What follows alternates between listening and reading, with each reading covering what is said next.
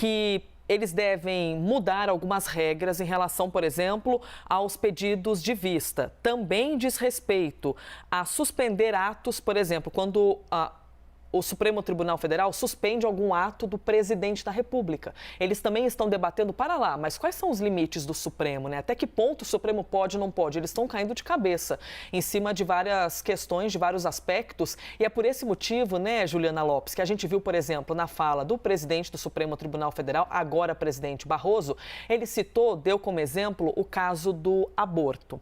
E chamou a atenção na fala dele, de olha, a gente não tem ainda consenso, não tem um entendimento. Por qual motivo Luiz Roberto Barroso citou especificamente esse caso? Por que esse assunto é tão caro para o Congresso Nacional e o próprio ministro chamou atenção para esse assunto? O caso do aborto, o ministro já estava falando desde o comecinho ali, depois que voltou para a pauta, né, que tem muitos anos que esse assunto está sendo discutido. Ele já havia sinalizado que quando tomasse posse, então, ali da presidência do STF, iria com calma nesse assunto. A gente teve esse trâmite acelerado ali no Congresso Nacional, porque a ministra Rosa Weber estava deixando a corte e tinha a intenção de deixar o voto dela ali muito claro. Então, ela acelerou esse processo, botou o assunto em pauta, colocou o voto e aí agora o trâmite é o mesmo. Todos os ministros também vão votar, vão colocar ali os pontos, mas o entendimento do ministro Barroso é que agora é preciso ter calma com esse assunto, né? Ele foi acelerado por conta do voto da Rosa Weber, mas agora é preciso discutir com calma. E aí ele assume a presidência da Suprema Corte nesse momento em que essa discussão lá no Congresso Nacional está bastante forte e que há esse questionamento dos parlamentares a respeito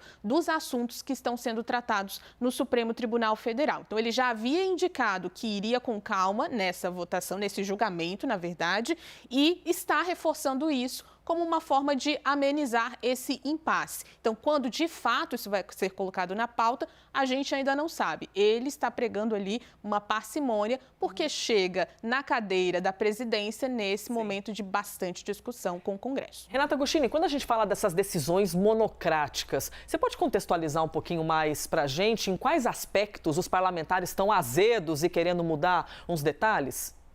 Eles estão azedos com o conjunto da obra, mas especificamente quando a gente fala dessa proposta que foi aprovada lá na CCJ, na Comissão de Constituição, e Justiça, a gente está falando sobre uma forma de limitar as decisões individuais. Quando a gente fala decisão monocrática, a gente está falando de uma decisão que sai ali da lavra de um ministro e tão somente dele, do seu gabinete.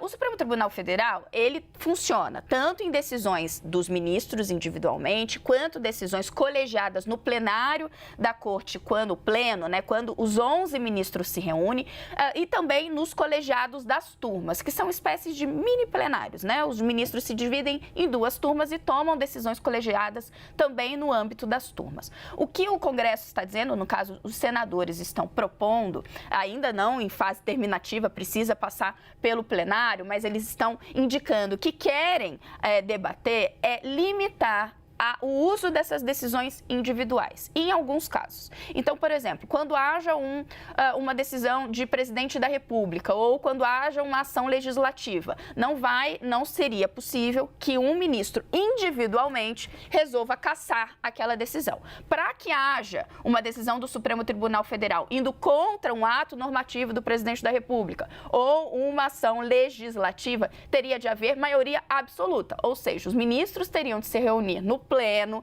e, por maioria absoluta, decidir que há ali alguma incongruência, há uma inconstitucionalidade, ou seja, teriam de entrar em acordo e formar maioria para que essa decisão ou essa determinação fosse cassada. É nesse sentido que os senadores estão tentando levar adiante um debate.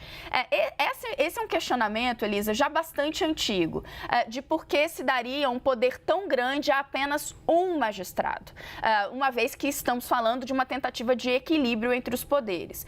Até porque há um problema que já aconteceu, né, vez ou outra acontece, de um magistrado, por meio de uma decisão monocrática individual, acabar indo contra outra decisão monocrática, o que acaba fazendo um cenário de confusão, de insegurança jurídica. Então, é nesse caminho que os senadores estão tentando avançar no debate. A opção dos deputados é distinta, como Juliana estava explicando agora. É de falar sobre uma coisa mais geral na atuação do Supremo. Tirando essa dúvida, inclusive, aqui no nosso grupo com os analistas em relação àquela decisão do indulto presidencial, né, concedido ao então deputado Daniel Silveira, porque houve depois uma decisão do Supremo Tribunal Federal. Então eu estava aqui com a Renata Agostini, Juliana Lopes, tirando a dúvida se esse assunto haveria, por exemplo, de bater dentro desse tipo de decisão. E elas esclareceram que não, até porque fui checar aqui no site do Supremo e, de fato, o Supremo anulou o indulto por maioria. Não foi uma decisão monocrática, mas anulou por maioria. E a Renata Agostini estava explicando aqui esse aspecto sobre as decisões monocráticas.